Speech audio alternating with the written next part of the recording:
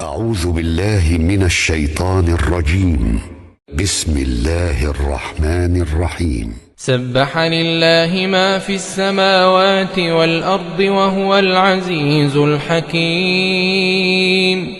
له ملك السماوات والأرض يحيي ويميت وهو على كل شيء قدير.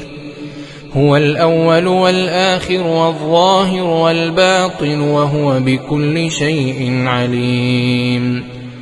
هو الذي خلق السماوات والأرض في 6 أيام ثم استوى على العرش يعلم ما يلج في الأرض وما يخرج منها وما ينزل من السماء وما يعرج فيها وهو معكم أينما كنتم والله بما تعملون بصير.